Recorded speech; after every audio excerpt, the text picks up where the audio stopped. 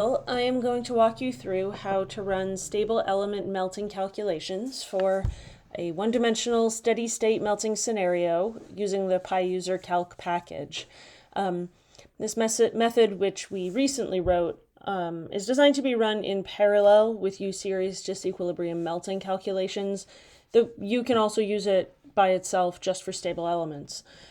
First, you'll want to install the package and open the most recent version of what's called StableCalc using Jupyter Notebook.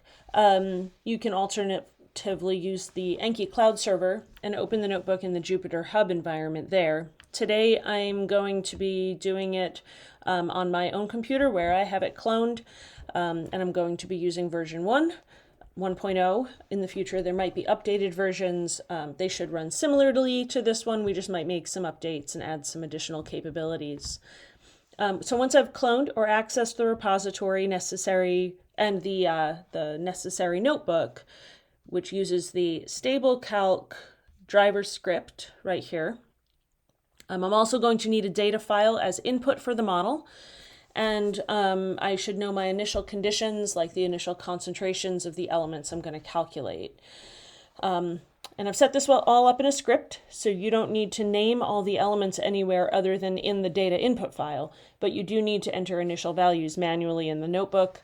That might be updated or changed in future versions, but that depends on whether there's interest in changing the method, and it works pretty well for now.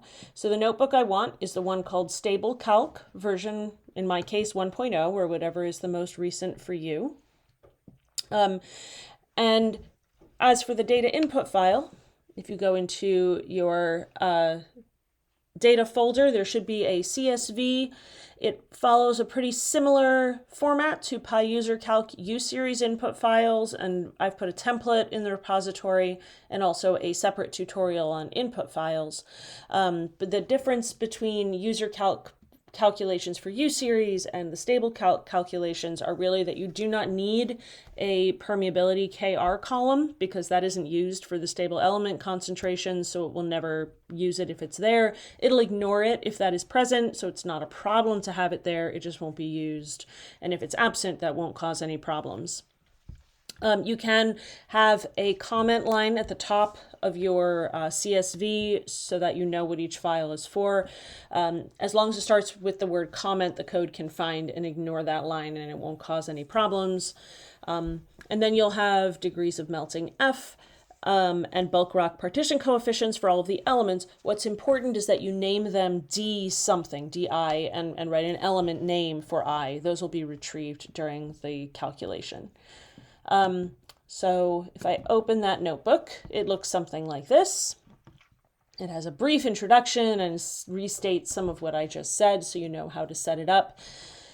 And then the code also has a bunch of other things in it, so I'm going to run the first part so that I can show you that. I've set this up so that I've already loaded a example input file called sample stable model. So just like in PyUserCalc, you would put the name of your data file here for your inputs for your run without the CSV file extension. Then the next cell is going to set up some file directories and make sure they don't overwrite prior runs. And then we can view the input file. So I just have test data. This is obviously not real, but it's meant to just be able to make it so I can tell apart what's happening at different parts of the melting regime. I've set up a 2-layer model with a transition period in between so that I don't have very sharp angles. And my partition coefficients are just numbered in order so that I can tell what's happening while I'm debugging my code. But presumably you might have something a little more realistic. So here's my input. So now this script will generate your input figure for any number of trace elements, and they're just labeled to match your data input file, which looks just like this. All right. This code also has the same lithospheric modification options as the main UserCalc scripts, so you can for example, terminate melting at the base of the lithosphere, or you can continue melting, but with new partition coefficients in an upper layer, and you can impose that no matter what you originally put in your input file without overwriting your input file. This is good for things like if you wanted to do multiple runs under different lithospheric transport conditions and you wanted to allow some melting in the lithosphere, for example. So you can set a pressure at the base of the lithosphere. You can set a pressure at the base of the crust that is different if you want. You can save that and write it to a run log. And then you can have new or old partition coefficients. I have this set up so I can just enter this all at once and run the script instantaneously by restarting the kernel and running all. You can also change which of these is commented out, so that it asks you a question and you enter in a text box. It's really up to you what you prefer. And in my case, I'm going to not modify it this time. And I'm going to say old is fine. But you can also set new partition coefficients. So I'll run that. I'm also going to double check that the list of elements is correct for my input list, and that I'm happy with it and it's been retrieved correctly. So that's the only reason the cell prints to the screen. So now I have some partition coefficients. I'm actually not going to use any new values, and obviously this would not be enough values because there are only 4 here. I would have to have as many as I have elements if I wanted to produce new ones. So I am only showing 4 elements in this case because that's all I bothered with for testing the code, but I'm not going to use them right now. So if I had imposed new ones at the shallowest pressures from 5 kilobars to the surface, the partition coefficients would change. And then I'm going to implement that and save what I've done so that if I need to look back later and find it and I can't remember what changes I made, it's saved to a run log.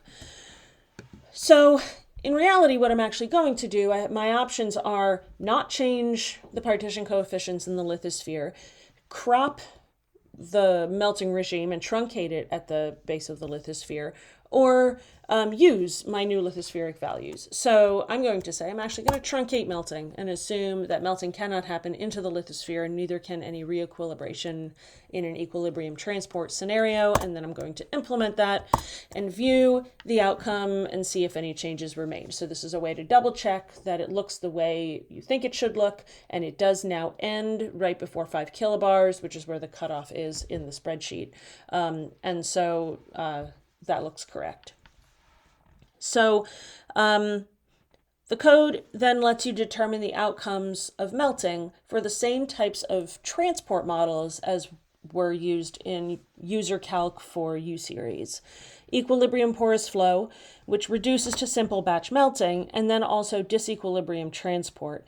And although pure disequilibrium transport for a Damn-Kohler number of 0 reduces to pure fractional melting, for variable degrees of melting and non-constant partition coefficients, that actually does require a numerical solution. And so, unless your slopes are very constant, and in this case we have 2 layers. So this model still is useful even just for stable elements. You can also calculate variable Damn-Kohler numbers, which is something that does not exist in other scripts. There is no equilibrium transport model scenario in the underlying StableCalc script, and the reason is it's just batch melting, so the rate of melting doesn't matter, and the porosity and the upwelling rates also therefore don't need to vary and aren't considered. Every run is really just a single set of one-dimensional runs, and that means there's no reason to run the batch scenarios that were in PyUserCalc, because there is no variation with porosity. There is no variation with solid upwelling rate. So you just will get up to 3 sets of outcomes for equilibrium and up to 2 different Damn-Kohler numbers, pure disequilibrium with a Damn-Kohler number of 0 and something intermediate if you want to run all 3. The outputs will be saved as exported tables and plots with depth, and are formatted so that you can then use them in other tools like 2-dimensional integration if you want to do that. So I'm going to just show you this example calculation, even though it has very obviously simple test numbers, just so you see how it runs. So we will use densities, and you do need to input initial values, and they need to be in the same order as your original data sheet